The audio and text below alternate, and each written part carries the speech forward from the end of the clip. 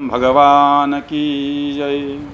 आइएगा, श्री पुरुषोत्तम मास महात्म्य की कथा के आज 16वें दिवस में प्रवेश करते हैं। श्री नारायण उवाच शृणु नारद वक्षेऽहं यदुक्तं दृढधन्वन वाल्मीकिना महाप्राज्ञ चरितं परमाद्भुतं। वाल्मीकिरुवाच दृढधन्वन् महाराज शृणुष्व वचनं मम सुपूर्णः केशवादेशादिदमाह द्विजेश्वरम्। गरुड उवाच सप्तजन्मसु ते पुत्रा सुखं नास्तीति यद्वचः हरिणोक्तं द्विजश्रेष्ठ तत्त एव तवाधुना। तथापि स्वामिनाज्ञप्तः कृपया दद्मि ते सुतं वदंस संभवः पुत्रो भविता ते तपोधन। येन त्वमाशिष सत्या लप्स्यते गौतमीयुतः परं तज्जनितं दुःखं युवयोर्भविता ध्रुवं। धन्योऽसि द्विजशार्दूल यत्ते जाता हरौ मतिः सकामाप्यथ निष्कामा हरिभक्तिर्हरेः प्रिया। श्री नारायण बोल रहे हैं, हे महाप्राज्ञ, हे नारद, वाल्मीकि ऋषि ने जो परम अद्भुत चरित्र दृढ़धनवा राजा से कहा, उस चरित्र को मैं कहता हूं सो तुम सुनो।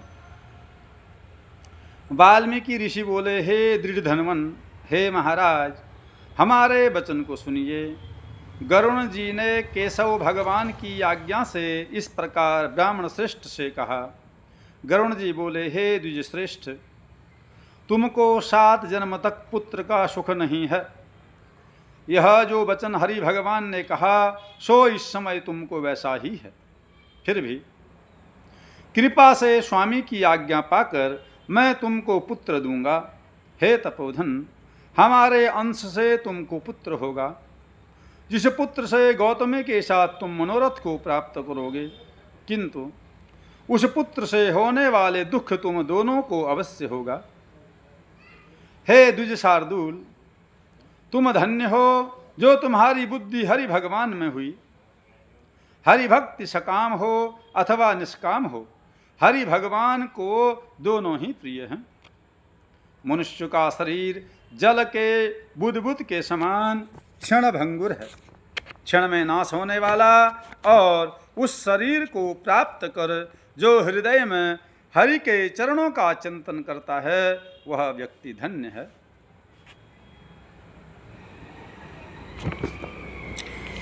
इस अत्यंत दुस्तर संसार में तारने वाले हरि भगवान के अलावा दूसरा और कोई नहीं है। यह हरि भगवान की ही कृपा से मैंने तुमको पुत्र दिया। मन में श्री हरि को धारण कर सुखपूर्वक विचरो और उदासीन भाव से संसार के सुख को भोगो। वाल्मीकि ऋषि बोले, गौतमी और सुदेव दोनों स्त्री पुरुष के देखते देखते उत्तम वर को देकर उसी समय गरुड़ पर सवार होकर भगवान हरि शीघ्र ही वैकुंठ धाम की ओर चल दिए। सुदेव शर्मा भी स्त्री के साथ अपने मन के अनुसार पुत्र रूप वर पाकर अपने घर को आया और उत्तम गृहस्थ आश्रम के सुख को भोगने लगा। कुछ समय बीतने के बाद गौतमी को गर्भ रहा और कालांतर में उसका गर्भ पूर्ण हुआ।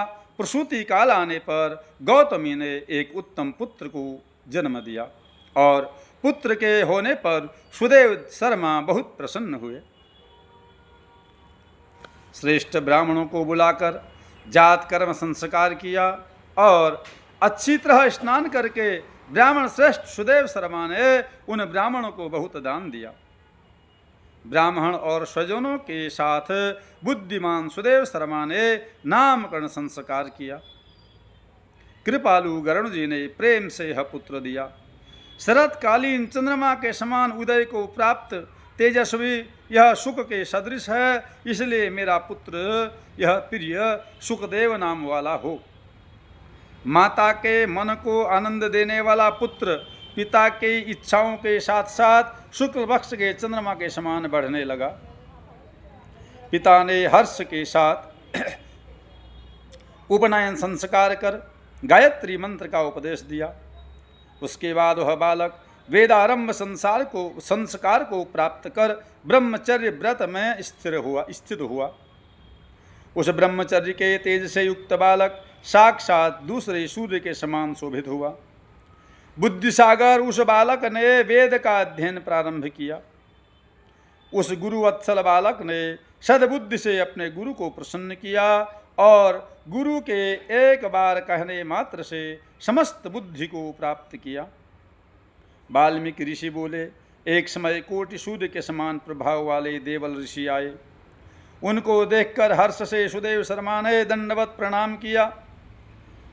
चरण धोए, हाथ धोए, पाद्य अर्घ्य आदि से विधि पूर्वक उनका देवल मुनि की पूजा की और महात्मा देवल के लिए आसन दिया, सम्मान से बैठाया। अति तेजस्वी देवल ऋषि उस आसन पर बैठकर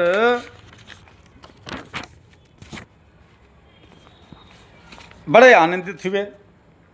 उसके बाद अपने चरणों पर बालक को गिरते हुए देखकर देवल ऋषि बोले,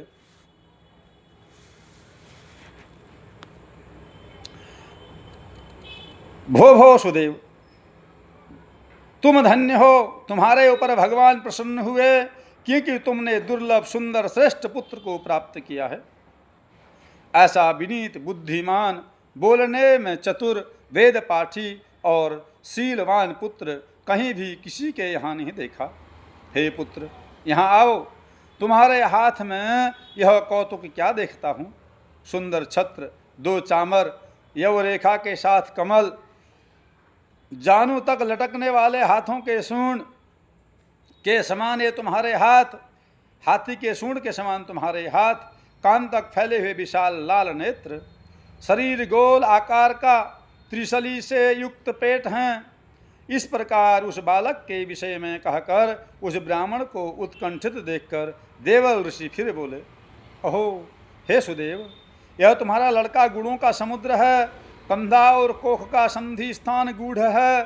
शंख के समान उतार चढ़ाव युक्त गला, चिक्कड़ टेढ़े सिर के बाल वाला, ऊंची छाती, लंबी गर्दन, बराबर कान, बैल के समान कंधा, इस तरह समस्त लक्षणों से युक्त यह पुत्र श्रेष्ठ भाग्य का निधि है। एक ही बहुत बड़ा दोष है जिससे सब व्यर्थ हो गया। इस प्रकार कह करके सिर कपाते हुए दीर्घ श्वास लेकर मुनि बोले, प्रथम आयु की परीक्षा करना, बाद में लक्षणों को कहना चाहिए। आयु से हीन बालक के लक्षणों से क्या प्रयोजन है। हे सुदेव, यह तुम्हारा पुत्र 12वें वर्ष में डूबकर मर जाएगा। इससे तुम मन में शोक नहीं करना, अवश्य होने वाला निसंदेह होकर ही रहता है। मरणासन्न को औषध देने के समान उसकी कोई प्रतिक्रिया नहीं है। वाल्मीकि मुनि बोले, इत्युदीर्घ ततो ब्रह्मलोकं देवलको मुनिः सुदेवः सह गौतम्या पपात धरणीतले विललायं चिरं भूमौ वेदलोक्तं वचः स्मरन् अथ सा गौतमी पुत्रं स्वाङ्कमारोप्य धैर्यतः चुचुम्बवदनं प्रेम्णा पश्चात्पतिमवाच सा गौतम्योवाच द्विजराज न कर्तव्या भीतर्भाव्येषु वस्तुषु नाभाव्यं भविता कुत्र भाव्यमेव भविष्यति किन्तु नो दुःखमापन्ना नलराम युधिष्ठिराः। वाल्मीकि मुनि बोले, देवल मुनि इस प्रकार कहकर ब्रह्मलोक को चले गए और गौतमी के साथ सुदेव ब्राह्मण पृथ्वी पर गिर गया। पृथ्वी पर पड़ा हुआ देवल ऋषि के कहे हुए वचनों को स्मरण कर चिरकाल तक विलाप करने लगा। उसके बाद उसकी स्त्री गौतमी धैर्य धारण करती हुई पुत्र को अपनी गोद में लेकर प्रथम प्रेम से पुत्र का मुख चुम्बन कर बाद में पति से बोली, हे द्विजराज, होने वाली वस्तु में भय नहीं करना चाहिए। जो नहीं होने वाला है वह कभी नहीं होगा और जो होने वाला है वह होकर रहेगा। क्या राजा नल, रामचंद्र और युधिष्ठिर दुख को प्राप्त नहीं हुए?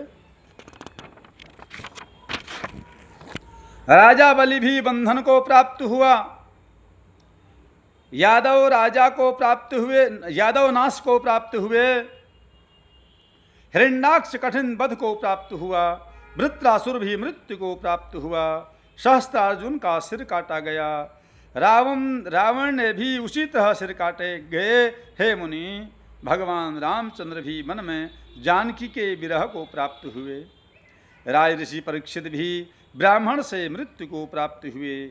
हे मुनीश्वर, इस प्रकार जो होने वाला है वह अवश्य होता है, इसलिए हे नाथ उठिए,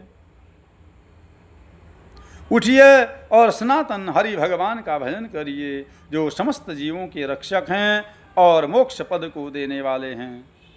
तब वाल्मीकि ऋषि बोले, इति निजावनिता वचो निशम्य प्रकृति मुपागतवान सुदेव शर्मा, हृदि हरिचरणाम्बुजं निधाय झटितो जहो शुचमात्मजात् भगित्रीम्। इस प्रकार सुदेव शर्मा ने अपनी स्त्री गौतमी के वचन को सुनकर स्वस्थ होकर हृदय में हरि भगवान के चरणों का ध्यान कर पुत्र से होने वाले शोक को जल्दी ही त्याग दिया। जय जय श्रीमन बृहन्नारदी पुराणे पुरुषोत्तम समाहात्म्ये श्री नारायण नारद संवादे दृढ़धन्योपाख्याने सुदेव प्रतिबोधो नाम षोडशोत्सवः। बोलिए पुरुषोत्तम भगवान की जय। श्री कृष्ण गोविंद हरे मुरारी, हे नाथ नारायण वासुदेवा। श्री कृष्ण